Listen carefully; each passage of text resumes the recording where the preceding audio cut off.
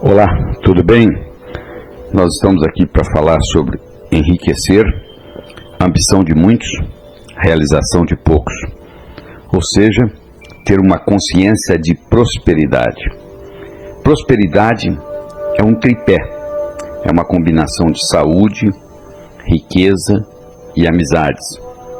Se você tem dinheiro, mas está em fase terminal de câncer, eu acho que você daria todo o dinheiro do mundo para se curar, não é verdade?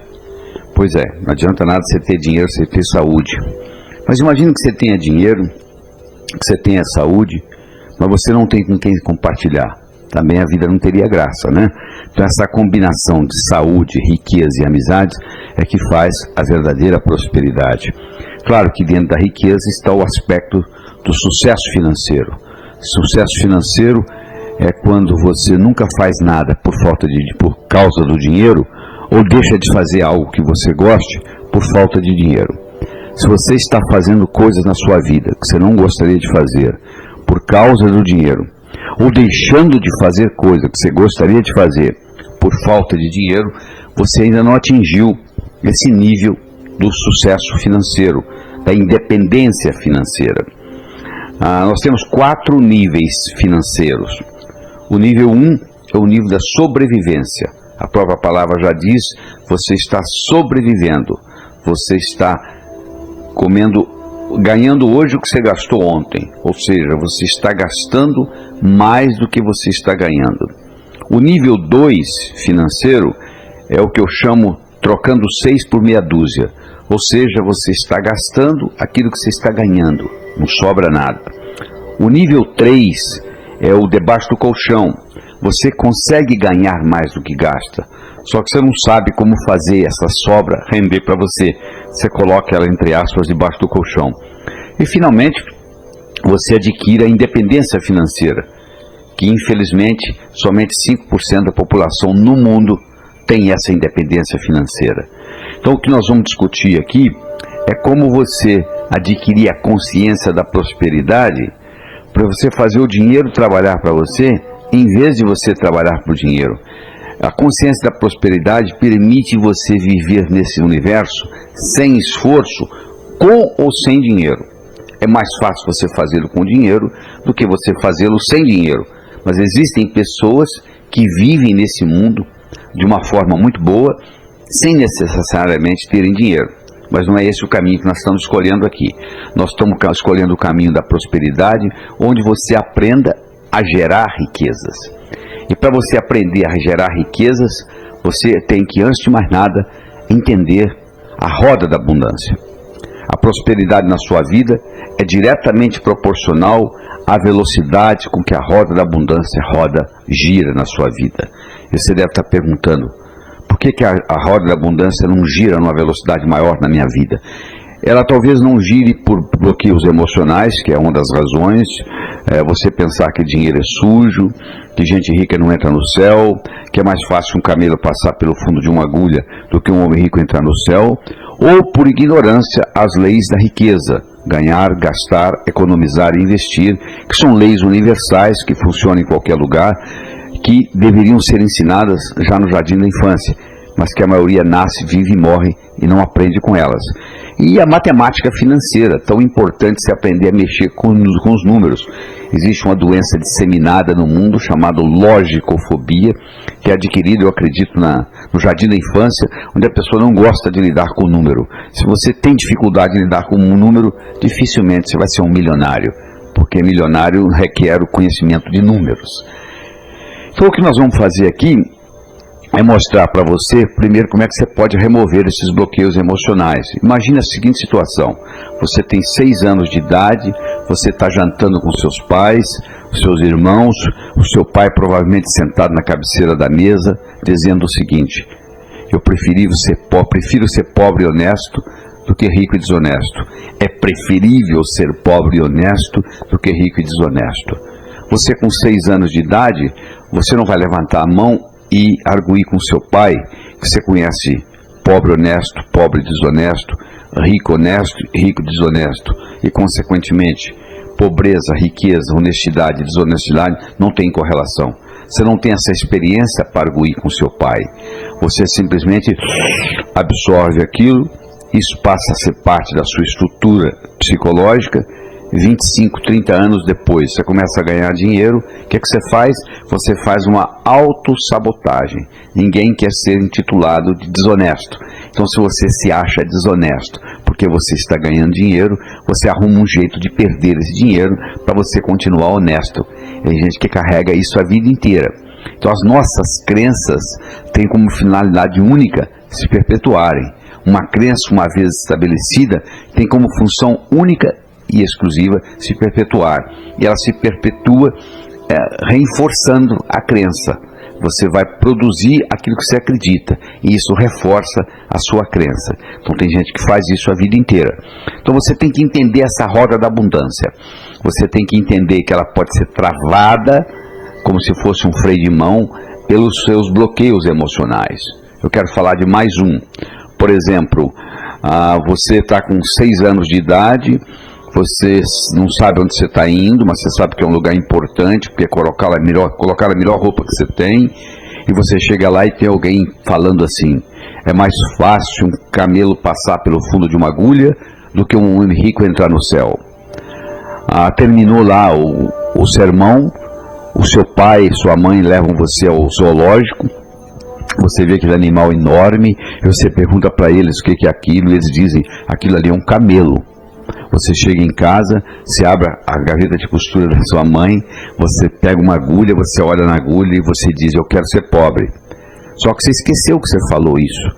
Do mesmo modo que quem estava pregando esqueceu de lhe ensinar que há muitos e muitos anos atrás tinha as muralhas de Jerusalém, que continuam os resquícios lá até hoje, tinha os grandes portões que eram fechados às 6 horas da tarde, eram fechados às 6 horas da tarde, que todo camelo, toda caravana de camelo que chegasse depois das 6 não podiam passar pelos portões.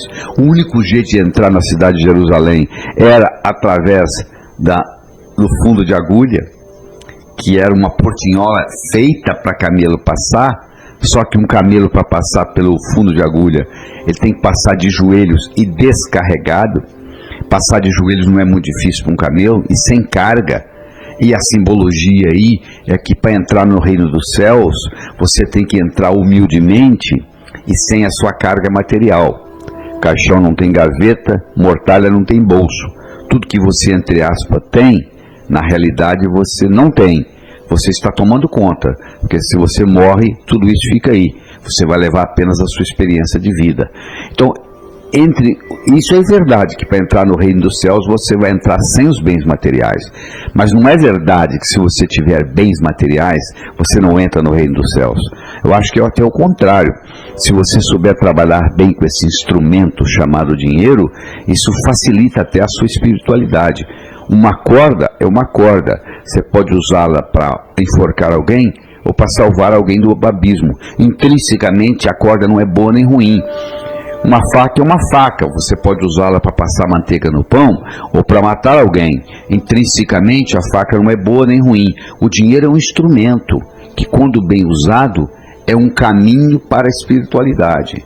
Então você tem que entender isso. Você tem que entender que não tem nada errado em você ganhar dinheiro.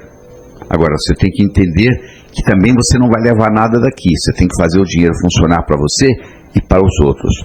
Então vamos entender melhor a anatomia e a fisiologia dessa roda da abundância. A roda da abundância tem 2 partes: o doar e o receber. Você não consegue rodar uma roda com a metade, tem que ter as 2. Tem gente que tem problema em doar, são muito egoístas. Tem gente que tem problema em receber, são muito soberbas. Tem gente que tanto tem problema em doar quanto em receber.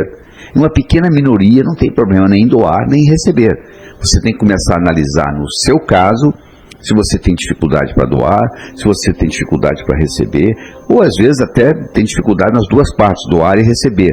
Você tem que fazer a sua autoanálise e chegar a essa conclusão. Se você quiser aumentar a sua prosperidade e fazer a roda da abundância rodar com mais velocidade, girar com mais velocidade na sua vida, você tem que aprender a trabalhar com o doar e o receber. Essa analogia que eu faço para você é o jardineiro que chega para podar as plantas no jardim para fazê-las crescer. Olha que interessante. Quando você está podando, você está fazendo crescer. Então, quando você está doando, você está como se estivesse podando a árvore do dinheiro.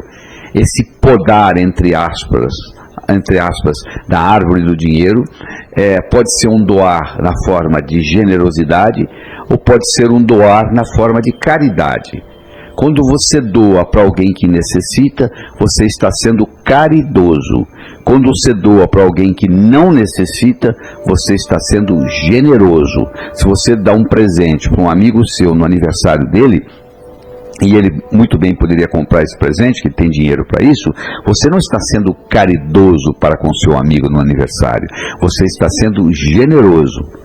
A recomendação é que você pratique as duas coisas. Você tem que praticar caridade e você tem que praticar generosidade. Se você praticar só caridade, você está enviando a seguinte mensagem para o seu inconsciente: no mundo só ganha quem precisa, portanto eu vou ficar necessitado para ganhar.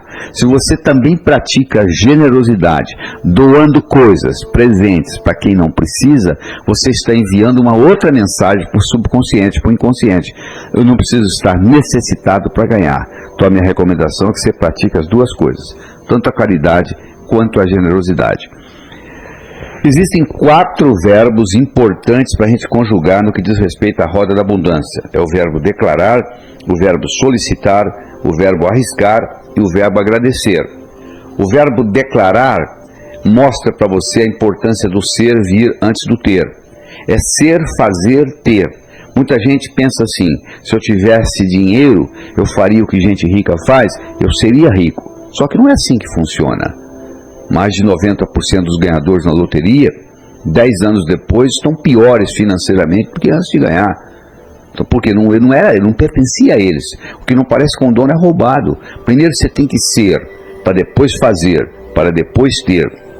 E nós somos animais linguísticos. Nós somos através de declaração. Declaração cria realidade. Um noivo e noiva chegam perante o juiz e o juiz diz: eu declaro vocês marido e mulher. A partir daquele momento foi criada uma realidade jurídica naquele casal. Se eles quiserem se separar agora, tem que se divorciar, porque já foi declarado. E o juiz tem autonomia para isso. Você tem autonomia para fazer declarações sobre você. Se você declara que você quer ser próspero, você passa a fazer o que gente próspera faz, você passa a ter prosperidade.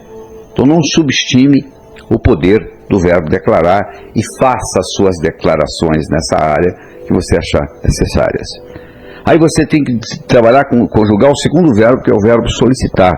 Solicitação gera poder. Um indivíduo que é tímido, ele não consegue muita coisa na vida, porque ele tem que saber solicitar, né? Aquele ditado: quem não chora não mama. Você tem que saber solicitar do universo, você tem que saber solicitar de Deus, você tem que fazer a sua solicitação, o que você quer. Terceiro, você tem que aprender a arriscar. Se você não estiver disposto a arriscar, é difícil você ser próspero e enriquecer. Elizabeth Kubler-Ross era uma psicóloga suíça que morou a vida toda nos Estados Unidos e que dava um curso ensinando a pessoa a morrer de 10 dias, e no último dia ela dava uma prova para ver se você estava realmente preparado para morrer. E nessa prova tinha uma pergunta que todos respondiam da mesma forma. A pergunta era a seguinte: se você tivesse que viver a sua vida de novo, o que você faria diferente? Todos respondiam a mesma coisa: arriscaria mais. Você que está aí me escutando, quando você tiver 90, 95 anos, e alguém lhe fizer a pergunta: se você tiver que viver a sua vida de novo, o que você faria diferente? Você também irá responder: arriscaria mais. Arriscar mais não é fazer besteira, é um risco calculado. O trapezista no circo, ele larga um trapézio para pegar o outro, mas ele dá uma olhadinha para ver se o outro trapézio está vindo. Mas naquele período que ele largou um para pegar o outro que já está vindo, ele passa por um momento de vulnerabilidade. Então tem gente que passa a vida inteira não querendo ficar vulnerável em momento nenhum, brigando por um, entre aspas, segurança, que na realidade não existe, né? Não existe segurança na vida, apenas oportunidades. Então você tem que conjugar mais na sua vida o verbo arriscar. E finalmente você tem que trabalhar com o verbo agradecer. Gratidão é a mãe de todas as outras virtudes. Se você observa, as pessoas em geral estão reclamando daquilo que tiveram e perderam, ou daquilo que gostariam de ter e não obtiveram ainda. Raramente se encontra uma pessoa dizendo assim: eu gostaria de ter isto e tenho, eu não gostaria de ter aquilo e não tenho, eu gostaria de ter uma boa família e tenho, eu não gostaria de ter câncer e não tenho. Então você tem que aprender a agradecer aquilo que você tem para obter mais daquilo que você quer. Essa é a grande verdade. A gratidão funciona como um sistema de retroalimentação num processo cibernético. Então você tem que aprender a conjugar mais frequentemente o verbo agradecer. Então quando você trabalha com o verbo declarar, com o verbo solicitar, com o verbo arriscar e com o verbo agradecer, fica mais fácil você implementar mais velocidade no giro da sua roda da abundância. Nós estamos discutindo aqui aspectos científicos, aspectos filosóficos e aspectos psicológicos da prosperidade. Então, se você me permite, eu vou recordar com você o que é ciência. Ciência é o estudo da causa e efeito dos fenômenos naturais. Quando você está estudando causa e efeito, você está fazendo um estudo científico. Filosofia é o estudo dos pensamentos. E psicologia é o estudo do efeito dos pensamentos no comportamento das pessoas. Então nós vamos estar trabalhando aqui tanto aspectos científicos, quanto aspectos filosóficos, quanto aspectos psicológicos. Nós estamos desenvolvendo modelos. Então, por exemplo, a mente, você pode ter a mente como um modelo, onde a mente tem duas partes, o pensador e o provador. O pensador pensa, o provador prova. O pensador só pensa, não faz mais outra coisa, ele pensa. E o provador pensa o que o pensador provou. Se você vem pensando assim, dinheiro é difícil, você está certo, dinheiro é difícil. Se você vem pensando dinheiro é fácil, você também está certo, dinheiro é fácil. Henry Ford dizia o seguinte: se você pensa que pode, ou se você pensa que não pode, de qualquer jeito você está certo. Essa é a grande realidade. De qualquer jeito você está certo. Então, pensando de um jeito ou pensando do outro, o provador vai provar. O provador vai provar como? O provador vai provar manifestando no universo físico, incluindo a sua conta bancária. Então, o grande segredo da prosperidade, o segredo de chegar lá, a qualidade de estar lá. Eu vou explicar melhor para você isso.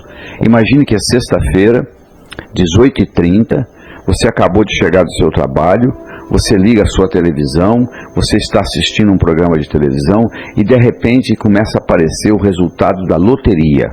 E por coincidência você comprou um bilhete, você tira o bilhete do bolso e o bilhete é um bilhete premiado. O número que aparece na televisão é o número do seu bilhete. Você acabou de ganhar $1 milhão. Só que é sexta-feira, 18h30, você não vai poder descontar esse bilhete até segunda-feira de manhã. Mas você vai passar um final de semana diferente, não vai? E você tem apenas um papel no bolso. Você vai dizer, mas é um papel premiado.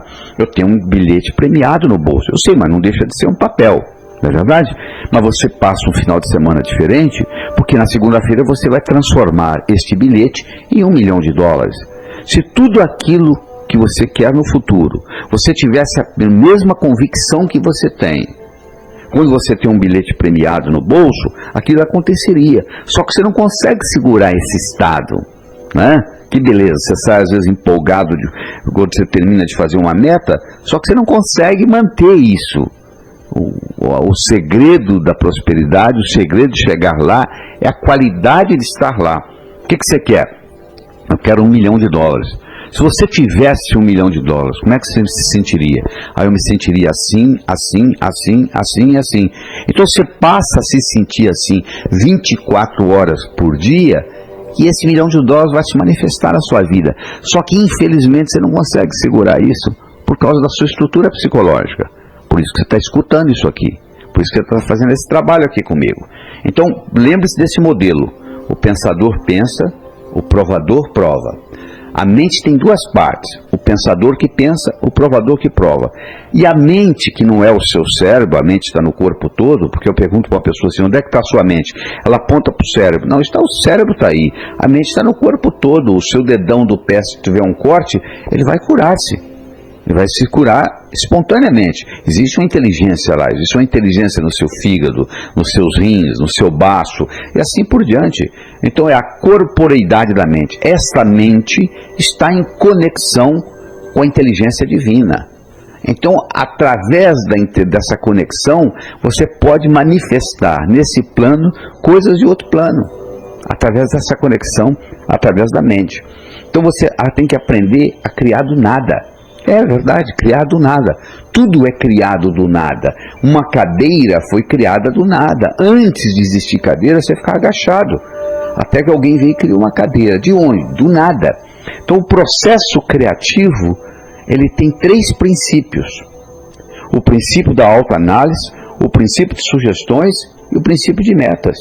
O princípio da autoanálise é o seguinte: o que eu venho pensando que fez a minha vida do jeito que ela é hoje? Faça uma autoanálise do que você vem pensando até hoje sobre dinheiro. E você vai olhar na sua conta bancária e você vai ter a resposta. Aquilo que você veio pensando está manifestado lá. O dia que você mudar a qualidade do pensamento, você muda a quantidade de dinheiro que está lá. Segundo, as sugestões. Você escutou uma série de sugestões negativas dos seus pais, que na melhor das intenções, passou para você uma série de coisas erradas. Você, para ser médico, você precisa fazer medicina. Você, para ser advogado, você precisa fazer direito. Você, para ser pai e mãe, você precisa apenas copular. Ninguém faz curso para ser pai. Ninguém faz curso para ser mãe. Ninguém faz curso para ser um bom educador. Então, os pais cometem erros educando os filhos. E os pais nos trazem uma série de negativos específicos. Até a idade de 4, 5 anos, nós recebemos mais de 100 mil nãos. Nós recebemos para um menino de 4 anos, uma criança de 4 anos, para cada elogio recebe 9 repreensões. Então olha o impacto que isso tem na mente da gente. Então nós temos uma série de sugestões negativas com relação a dinheiro. Você, para reverter isso, você tem que pegar essas sugestões negativas, transformá-las em positivas e falar, e escrever, e escutar, e gravar com a sua voz, até que você mude. E terceiro, você tem que entender a diferença entre metas e objetivo. Se eu estou em Nova York e quero ir a Chicago, eu saí de Nova York e fui para Chicago, eu tenho uma meta. Agora, se eu estou em Nova York e quero viajar oeste, quando eu chego em Chicago ainda tem mais oeste. Quando eu chego em Los Angeles, tem mais oeste. Quando eu chego em Honolulu, no Havaí, tem mais oeste. Quando eu chego em Sydney, na Austrália, tem mais oeste. Como a Terra é redonda, eu vou voltar a Nova York. Então, quando eu estou viajando oeste, eu tenho um propósito, viajar oeste. Quando eu estou indo para Chicago, eu tenho uma meta. Então, uma coisa é você ter meta, outra coisa é você ter propósito de vida, ou finalidade de vida. Qual é a sua finalidade de vida? Essa é uma pergunta que você tem que fazer 21 dias seguidos, toda noite antes de dormir. Qual é a minha finalidade de vida? No momento que você descobre a sua finalidade de vida, vários milagres irão ocorrer na sua vida. Você vai ver que você vai ter mais energia, mais disposição. Segunda-feira passa a ser o melhor dia da semana. Você não tem mais problema financeiro no seu universo físico, etc, etc, etc. Você tem que perguntar para você mesmo, qual é a minha finalidade de vida? E não é uma pergunta só, você tem que fazer isso. Tem gente que leva 1 mês, 2, 3, para descobrir. No momento que você descobre a sua finalidade de vida e alinha suas metas com a sua finalidade de vida, muita coisa muda na sua vida. Então, você entender essa diferença entre meta e objetivo ou propósito ou finalidade faz uma diferença enorme na sua vida. Eu agora quero começar a discutir com você as leis da riqueza, que são leis que deveriam ser ensinadas no jardim da infância. Isso funciona, é igual gravidade, funciona em qualquer parte do mundo. Qualquer lugar que você aplicar as leis da riqueza, que é a lei do ganhar, a lei do gastar, a lei do economizar e a lei do investir, essas leis funcionam em qualquer lugar. Então vamos começar com a lei do ganhar. Todo dinheiro é criado pela mente humana. Aliás, eu sempre digo, problema financeiro não se resolve com dinheiro. E quem escuta isso pela primeira vez acha um absurdo. Como que problema financeiro não se resolve com dinheiro? Não, não se resolve com dinheiro. Problema financeiro se resolve com imaginação. Você está devendo o seu aluguel, você pega o dinheiro emprestado com o seu cunhado, você não faz mais nada. Mês que vem, olha aí, ó, já venceu de novo e o seu cunhado já está querendo receber. A sua empresa não está indo bem. Você vai ao banco e pega dinheiro emprestado e não faz mais nada. No mês seguinte, olha lá, ela continua não indo bem, você agora deve o capital e os juros. O Brasil vai lá e pega dinheiro emprestado com FMI e não faz mais nada. Olha que interessante. Cada vez que o Brasil pega dinheiro emprestado com FMI, nós nos tornamos mais súditos do imperialismo. É uma neocolonização. Não são barcos atracando em nossas praias. É uma neocolonização econômica. Problema financeiro se resolve com imaginação. Tudo que existe no universo físico, pode olhar aí, onde você está, escutando esse material, olha aí, escolha o que você quiser. Esse objeto que você escolheu, primeiro passou pela mente de alguém. Primeiro passa pela mente da pessoa, para depois chegar no universo físico. O processo criativo ele é duplo. Ele primeiro acontece na mente. A riqueza é a mesma coisa. Você acha que você vai andando na rua e um dia a riqueza vai cair na sua cabeça? Não, não é assim que vai funcionar. Você primeiro tem que criar essa riqueza na cabeça. Essa é a lei do ganhar. A segunda lei é a lei do gastar. O valor do dinheiro é determinado pelo comprador e vendedor em cada transação. Isso é importante você entender isso. Você está lendo o jornal domingo de manhã. Está o anúncio lá de um carro que você gostaria de comprar, só que está caro. Vai lá ver, você não sabe. Pode ser que a viúva lhe venda pela metade no preço, porque você vai cuidar do carro tão bem quanto o seu falecido marido. Você não sabe o que vai acontecer. O valor do dinheiro é determinado pelo comprador e vendedor em cada transação. Imagine que você esteja navegando no Rio Negro, o seu barco afunda, você tem uma mochila com $10.000 e os $10.000 estão sequinhos, protegidos dentro da mochila. Você encontra um índio que tem uma canoa e você quer que ele te leve 10 quilômetros rio abaixo e você dá para ele os $10.000. Ele nunca viu dinheiro, quanto mais dólar. Você acha que ele vai fazer isso? Não. Agora, se você estivesse em Miami e desse $10.000, o cara te levava 100 quilômetros rio acima. O valor do dinheiro é determinado pelo comprador e vendedor em cada transação. E quem enriquece não é quem ganha muito, é quem sabe gastar. Se você ganha R$20.000 por ano e gasta 19, no final do ano sobrou 1. Se você ganha R$100.000 por ano e gasta 110, no final do ano você deve 10. Interessante, a sociedade bate mais palmas para quem ganha 100 e gasta 110 do que para quem ganha 20 e gasta 19. Não é verdade? Só que quem ganhou 20 e gastou 19 terminou com 1. E quem ganhou 100 e gastou 110 terminou devendo 10. Então, é uma situação muito pior. Então, você tem que aprender a gerenciar suas despesas, que nós vamos discutir um pouquinho mais para frente. Terceiro, é a lei do economizar. É você saber economizar. Primeiro, criando o conceito que eu chamo de dízimo pessoal. Você tem que pegar 10% que você ganha e guardar para você. Você já observou o que acontece? Chega no final do mês, você paga todo mundo. Você só não paga uma pessoa. Você que ganhou. Interessante, né? Você paga o dentista, a prestação do carro, a universidade. Você só não paga a escola das crianças. Você só não paga uma pessoa. Você que ganhou. Isso tem que ser revertido. Você tem que fazer o dízimo pessoal. Você tem que pegar 10% e guardar. Se você estiver pensando assim, mas eu já ganho tão pouco. Bom, se você ganha pouco, 10% não é quase nada. Em outras palavras, você pode viver com 90% que você ganha, porque tem gente que vive com muito menos que você ganha. Então você pode viver com 90%. Quando você começa a economizar esses 10%, ocorre uma mágica na sua vida, porque você está enviando para o subconsciente a seguinte mensagem: eu vivo num universo abundante, tenho o suficiente e sobra. O seu subconsciente começa a viver um ambiente de prosperidade. Isso é muito importante. E se você está pensando assim, mas eu já ganho, eu já guardo 40%, ótimo, mas separa os 30 dos 10, porque esses 10 vão criar um imã de dinheiro. A palavra dízimo vem de 10. Em todas as religiões do mundo, o dízimo é 10%, porque da Cábala, o 10, o 1 significa criatividade, iniciar, e o 0 significa mais.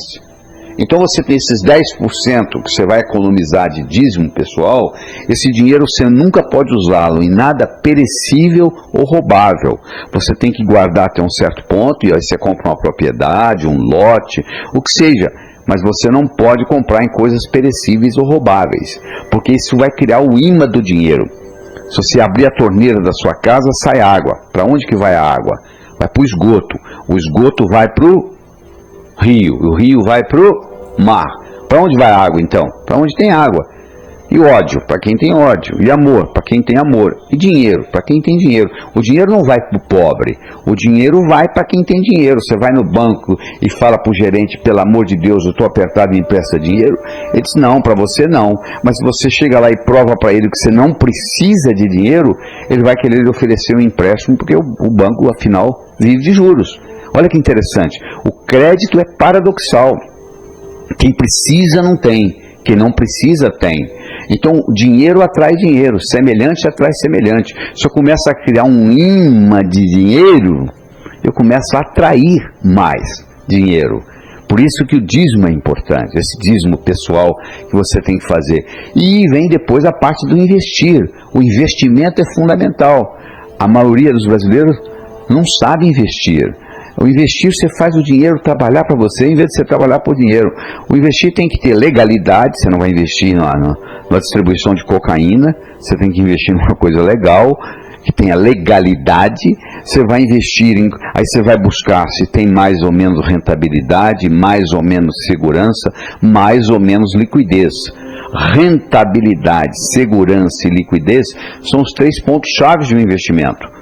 Tem dinheiro que você vai deixar lá mais a longo prazo, você não está preocupado com a liquidez, mas você está preocupado com a segurança ou com a rentabilidade. Tem dinheiro que você precisa de mais liquidez, a rentabilidade talvez não seja tão alta, mas você pode tirar a hora que você quiser. Às vezes você coloca um dinheiro na poupança e você pode ir lá e tirar o dinheiro a hora que você quiser.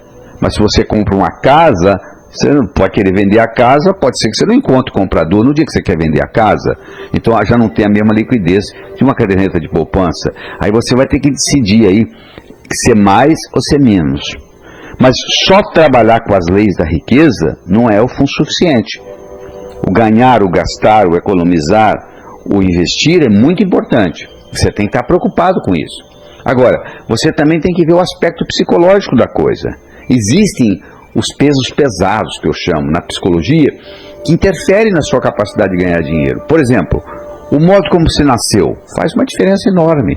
Se você não foi bem-vindo ao mundo, se você vai visitar uma cidade, você tem uma experiência ruim naquela cidade, você não quer voltar naquela cidade, não é verdade? Porque você tem uma experiência ruim. Se você chega aqui e você tem 14 horas de trabalho de parto, já ficou complicada a sua chegada. Então, o modo como você nasceu faz uma diferença enorme. E não adianta você fazer terapia, porque os traumas do nascimento, naquela época você não tinha linguagem. Eles são codificados a nível celular. Você tem que trabalhar com terapias corporais.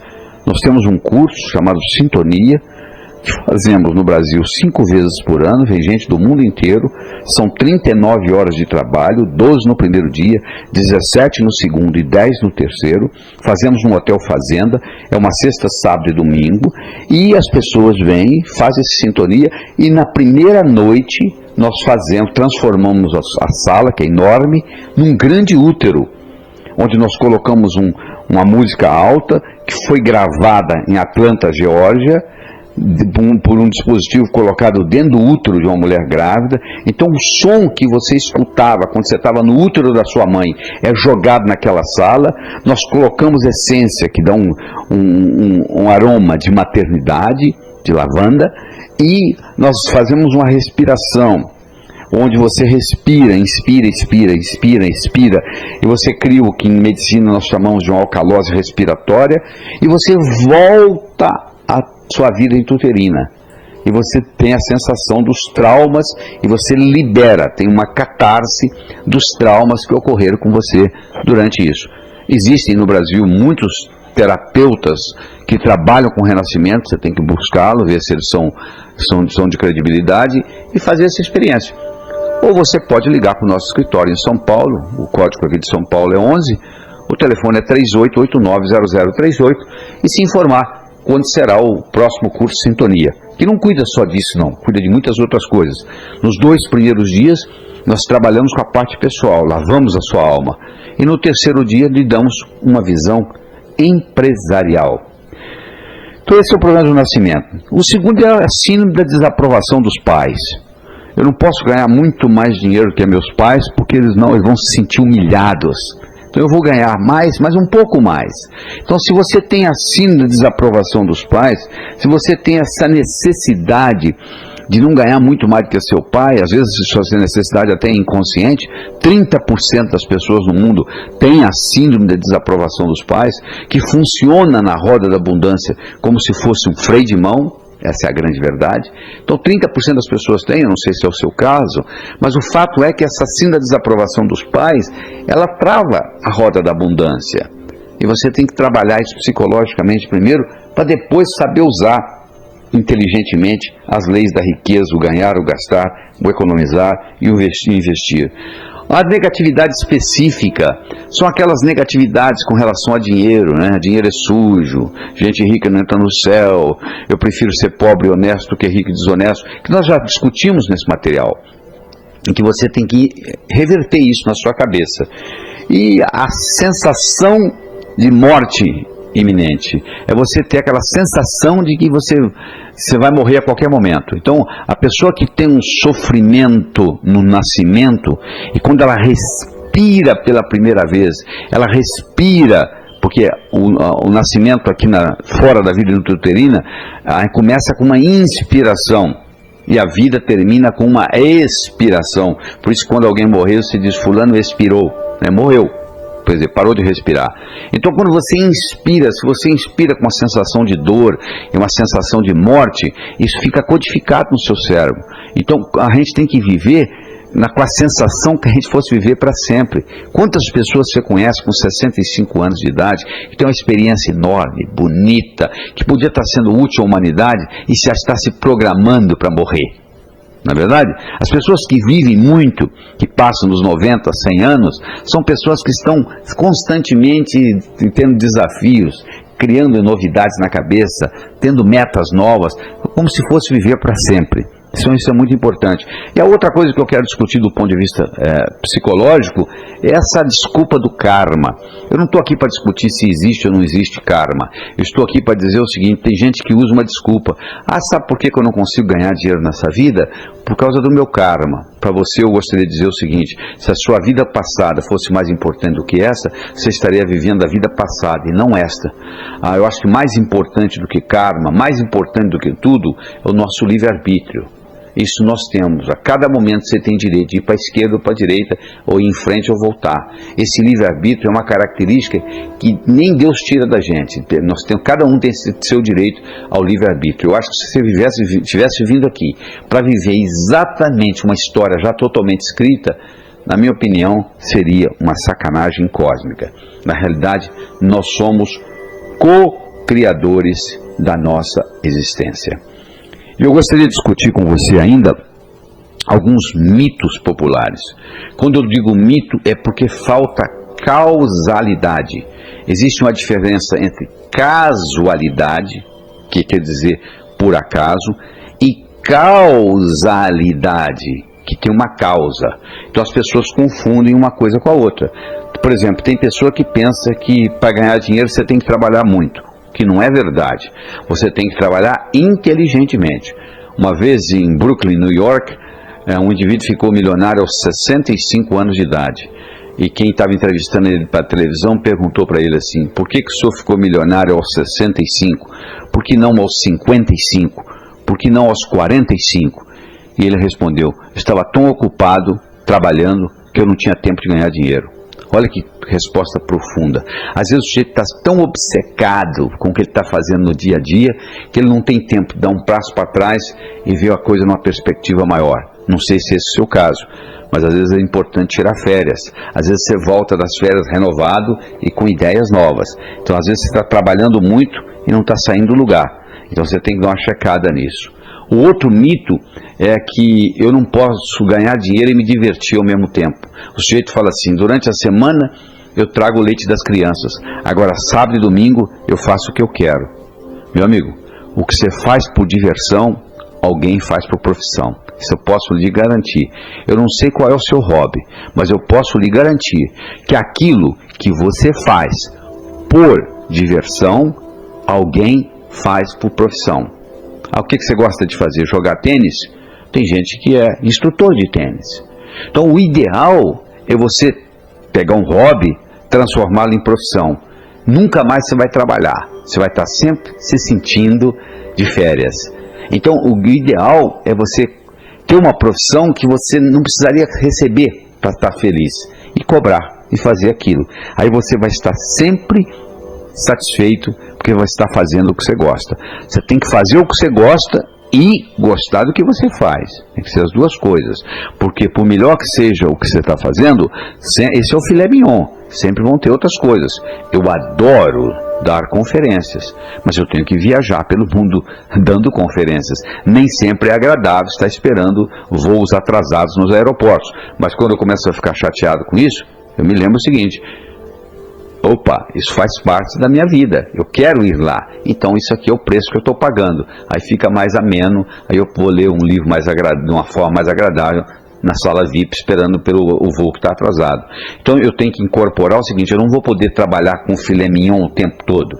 Mesmo fazendo o que eu gosto, vai ter coisa que eu não vou gostar tanto, mas eu tenho que gostar daquilo que eu estou fazendo, porque aquilo me complementa para outro.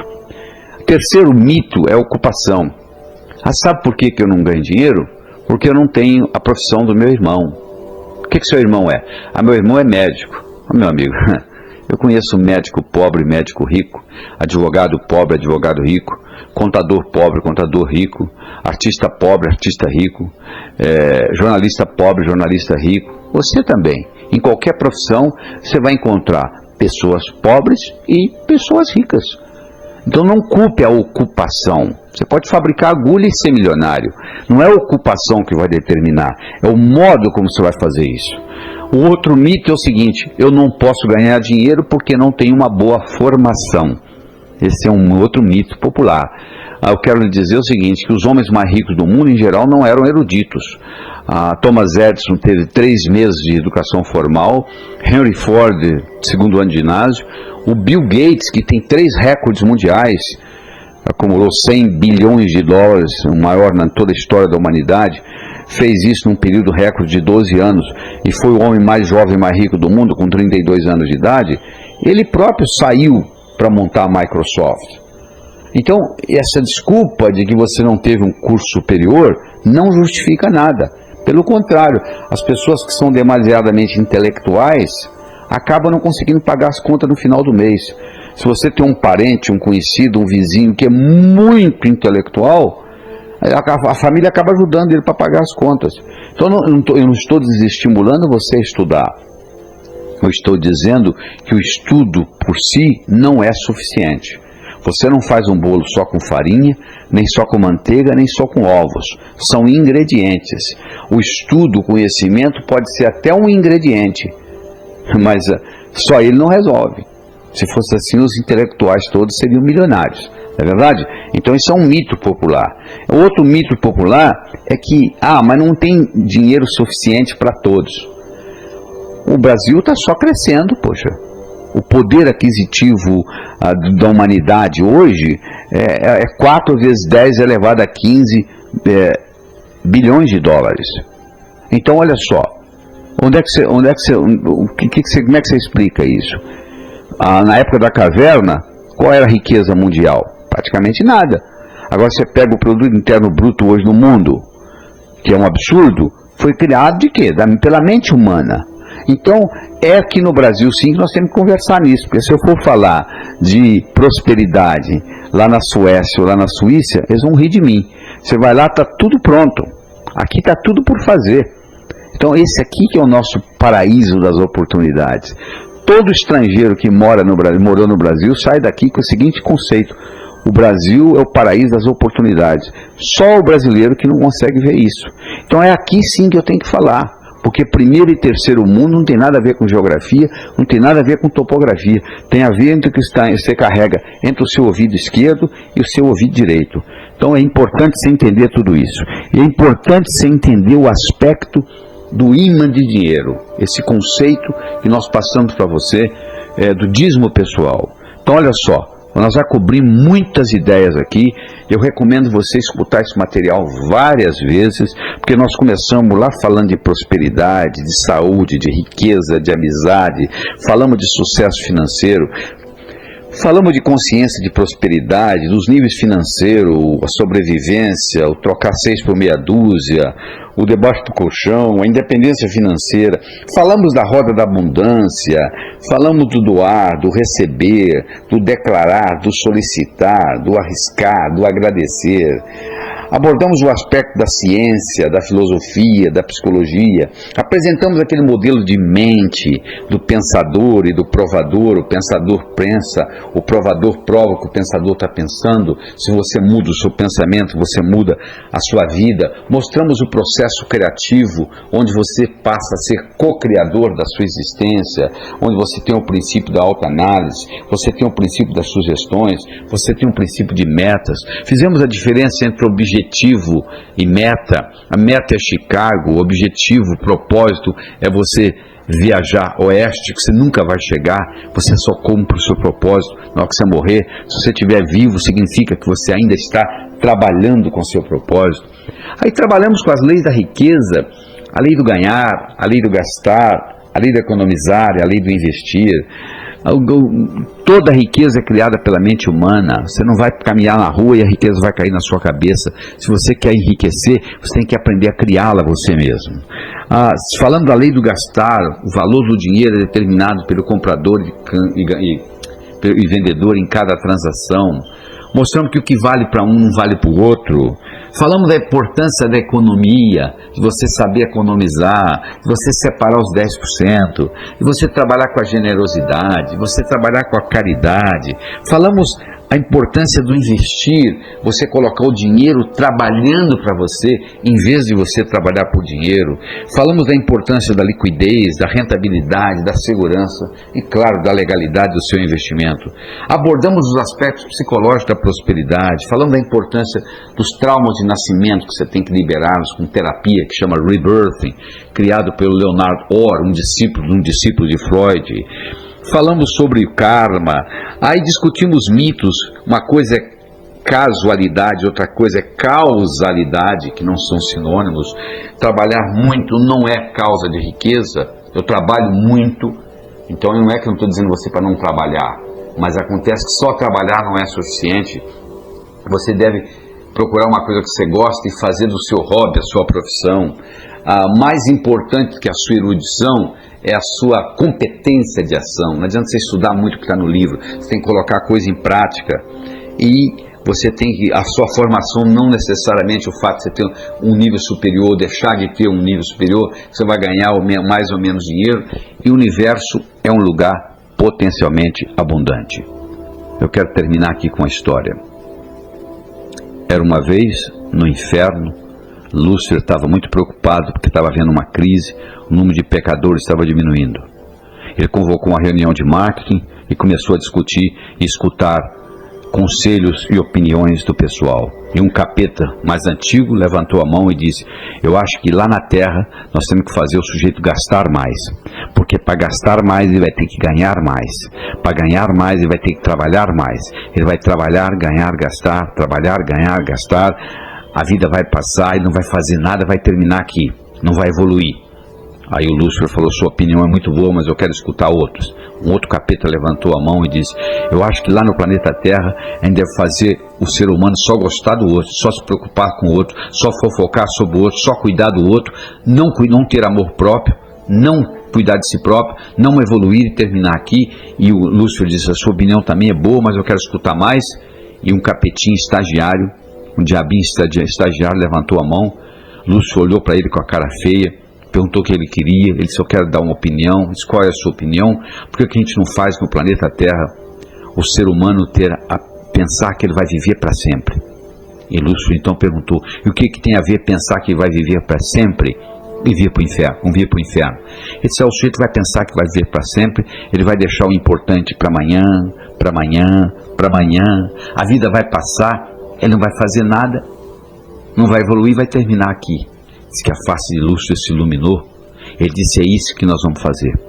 Sabe o que o diabo fez? Ele colocou na mente de cada um de nós a semente da eternidade. Você pensa que seu primo vai morrer antes de você, que seu vizinho vai morrer antes de você, que seu chefe vai morrer antes de você, mas você não. Você vai ficar aqui para a eternidade. Aí sabe o que você faz? Como a maioria dos que já morreram, você vai deixando para amanhã, para amanhã, para amanhã. Se você fosse um cemitério e conversasse com quem, entre aspas, está morando lá, eles iam dizer que a vida foi curta, que não deu tempo de fazer o que eles tinham que fazer. Você está escutando esse material todo. Você vai colocar ele em prática? Ou é apenas um exercício para escutar? Eu recomendo que você escute ele pelo menos 5 vezes, para mexer na sua estrutura psicológica. E coloque em prática. Porque não adianta só você escutar. Você tem que colocar em prática. Esse conhecimento só vai ter valor o dia que ele passar do campo do pensamento para o campo da ação.